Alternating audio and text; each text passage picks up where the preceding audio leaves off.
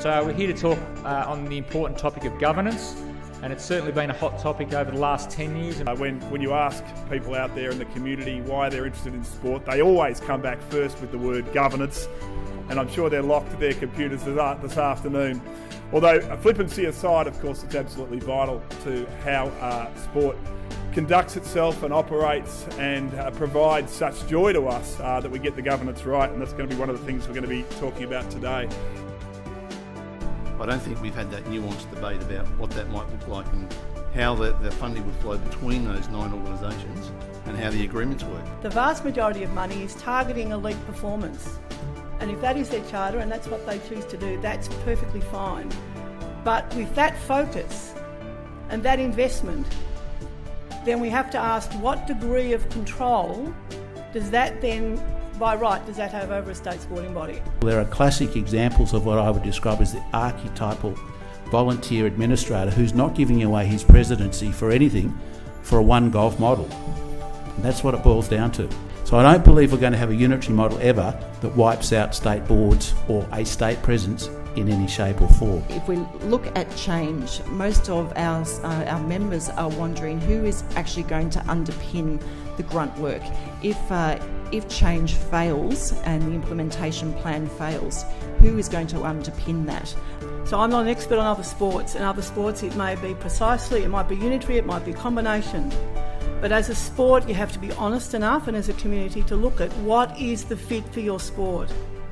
Just the way I think the principles of unitary model are sound, but I think the way the Sports Commission has gone about packaging it, rather than having a network approach to say there are 9 organisations here which are delivering the sport in the country.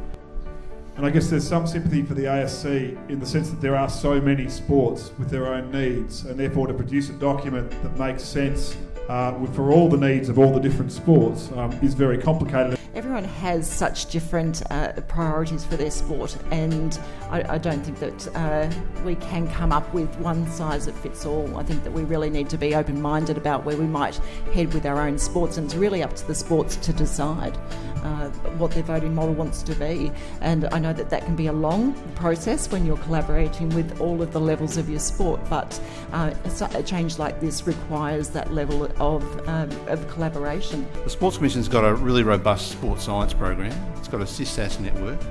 It's got a national officiating scheme, national coaching scheme. In the governance space, it seems to be just about here's some principles and here's some rules to apply to those sports which are most at risk of having governance failure and not delivering medal outcomes. And so that the level of support for actual operational governance, actually improving the professional development of individuals who are serving in boards at national and state level, is absent. There isn't a system there. We don't have the strength or the quality of directors that we need to be working across the length and breadth of the sports sector that is able to understand what the role of a director is and understand the industry, not just the sport that they happen to be a part of. When the market for our product is changing due to the way we run our lives, we run our jobs, we run our families, it's totally different now.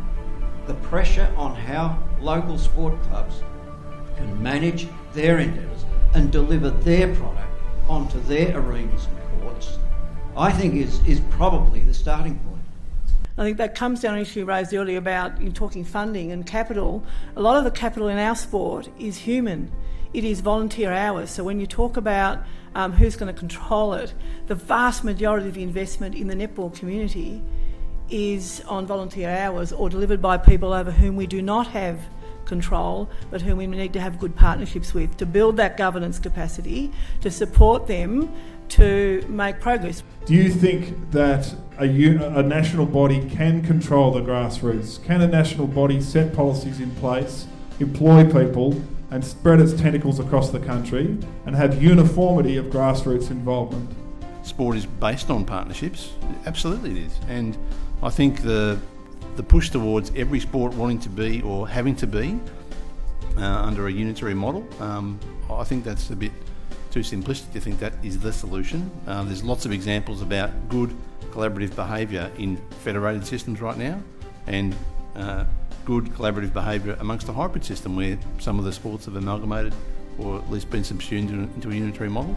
So I think it really is horses for courses. I mean, every sport's got its particular traditions, history and constraints, and I think there needs to be a bit more of a nuanced view about what is best for a particular sport.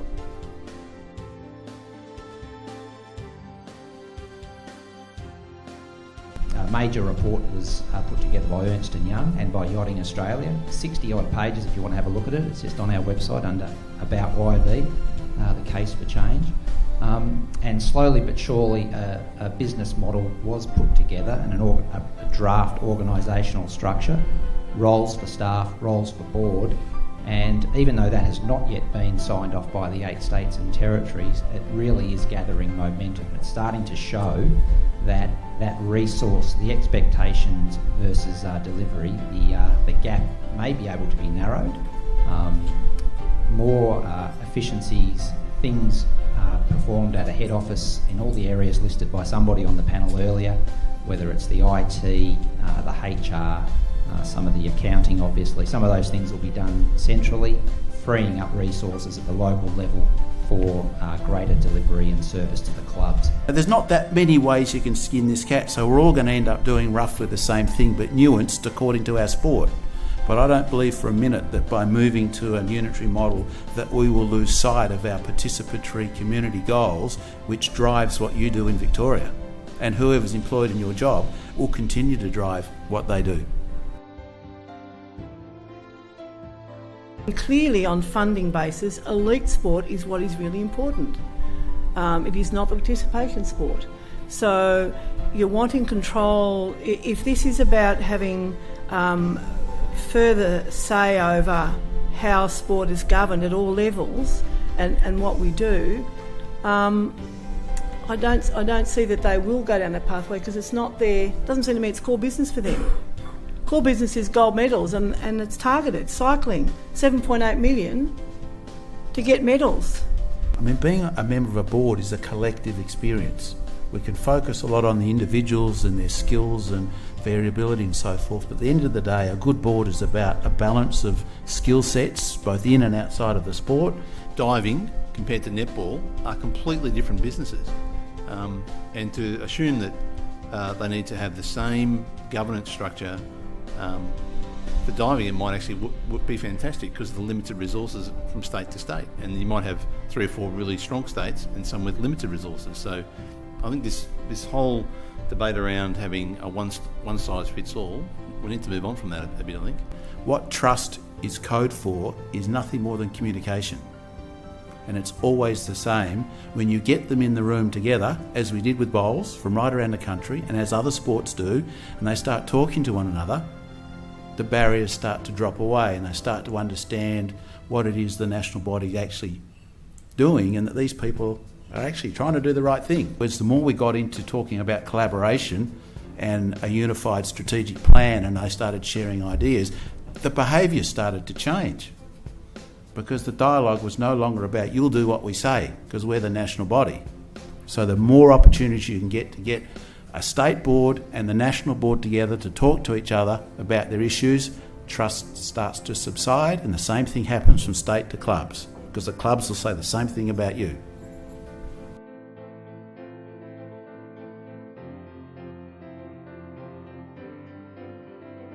What should the next paper look like?